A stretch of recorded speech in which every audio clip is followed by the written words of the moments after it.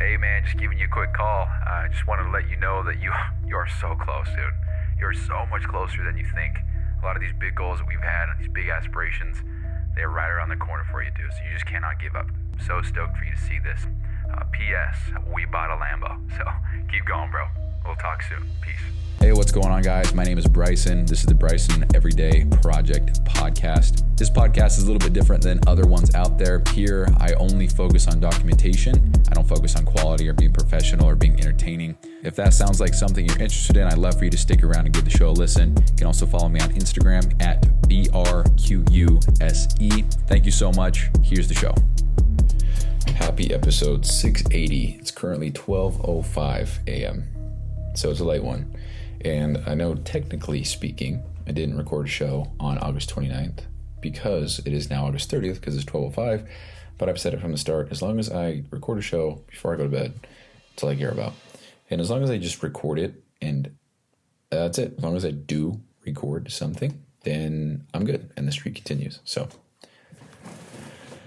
680 days in a row. I think technically it's 678 because I did episode 1, break, episode 2, may have broke, took a break, whatever. And then that's when the streak kicked off. But whatever, 680 days in a row, over 700 episodes. Pretty cool.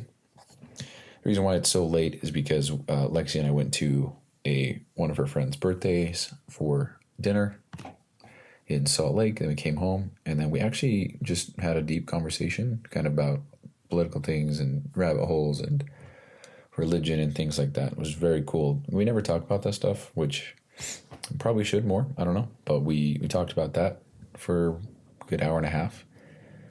And now we're here. And now I need to record the show. And then go to bed. So anyway, so today I got more of the people on Notion for Mina's team, which is cool. It's exciting. I got more feedback about how people use the system. One of the people, they will only be using Notion on their phone, which is interesting. I never considered the fact that somebody might only be using their phone. So that kind of makes me want to rethink some things, because if somebody's only using their phone, I can't pander to that. I can't, I got to make sure that whatever I make is definitely for desktop, because that's what you're supposed to be using it for. But the phone version works. It's just not the same. For example, on computer, if you have 4 columns or whatever of text, on the phone, you're only going to see one column, but you're going to see one column after the other 4 times. So, bummer. And then the databases and stuff. Matter of fact, I'm going to open it up on my phone real quick just to see what she saw. Because, my phone's about to die. Holy shit. 1%. Holy shit. Okay, got it. She actually added a client when she wasn't supposed to. She created a client when all she had to do was click a button. She added the name, the date, the note, all that. All she had to do was click one time and everything was done. And I'm looking on my phone, actually, and that's pretty straightforward. It actually is pretty... Yeah, that's nice. So I don't know. But anyway, she said, hey, I made the client on my end. Now what do I need to do? And I'm like, well, actually, you didn't need to do that at all. All you have to do is click 1, 2, 3, 4, 5. 5 clicks. The only thing you have to type in would be notes if you have any. Or that's it. But very little clicks. But the reason why I bring this up is because I got feedback just seeing how somebody used this. And I got feedback from the first girl, Victoria, when she did the closer form, because she's like, hey, I did it this way. And I'm like, obviously you had no way of knowing, but that is absolutely the incorrect way of doing it. So I'm getting feedback, and it's cool. And I'm excited to see how, when I get this up and running for everybody, how everybody uses it and the things that they see and the things that I can improve based on what they think and how they want to perform and things like that. And going off of that, I think that I could absolutely get a testimonial from every person on every team. So rather than just having a testimonial from Mina, Dawson, and Trey, I would have a testimonial from Mina and then 9 people on his team, and then Dawson, and the 12 people on his team, and then Trey, and the however many people on his team. Because they're the people using the product. And even though they're not the ones who purchased the package and are paying for it, they're using it. And so getting, reviews and responses, testimonials or whatever, that's valuable because they're the ones actually using it. So to have Mina give a testimonial, that's great. But to also have Andrew, who's the training coach or the head coach, the head fitness coach, whatever, for him to use it and then say, yeah, I made so much easier designing programs. Like, that's valid. So when I think about it this way, it's like, holy shit, I may have 3 clients right now, but I pretty much have 30 testimonials as long as I get every single one of them to give me one, Oh, man.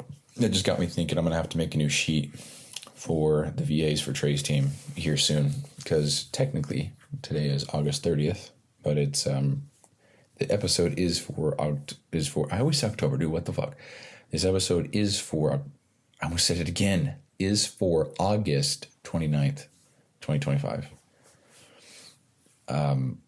Yeah, so on Tuesday, that'll be Monday. Why can I not do that in my head? Yeah, Monday, it'll be the 1st. And then they will need that sheet. And it's just, I don't want to, it's all good, but I don't want to. So anyway, I was thinking about that, and it's pretty exciting because you can do a lot with all those testimonials. You can, chop them up and put half of it here, half of it there. And that's just good. The more social proof that I can have that what I have to offer is working, the better. In the small time that I was messaging people on Instagram to get them to see or to want to buy my thing, it was very brief. I did like 10 people. And I even talked about it, made a Notion template and everything. 2 of them, I believe, said, hey, I don't need a business coach. I already have one and he's great or whatever. And I'm like, I'm not a fucking business coach, dude. I'm a KPI and metrics nerd. I'm going to help you with your back-end systems. I think one person also said he has a coach and you're already good on your back-end systems. And, if you only have like 10 or 20 clients, you probably just need a spreadsheet and a couple hours a day. But if you're running a full-scale operation, you have a team, you definitely need more than Google Sheets. You need a whole collaborative workspace. That's what I believe. And it seems to be the case after seeing Trey and Dawson and Mina work. They needed a spot to get shit done, for sure. But what I did today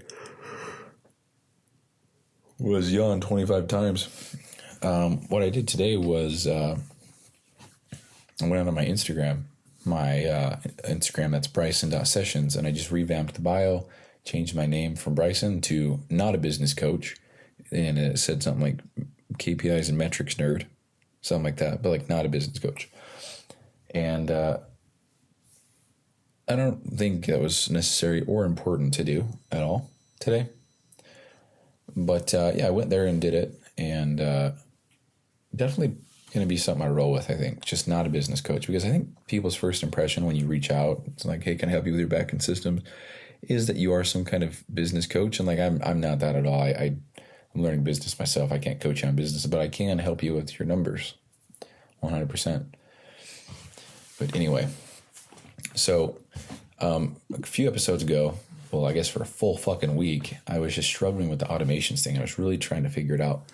And there was a guy, or I couldn't figure it out. So I reached out to the Make community, the forums, posted, and I said, let me actually go to it so you can, I said, I've tried what seems like everything. Every night I want to grab all the rows from a database and then sum the fields into another database as one row.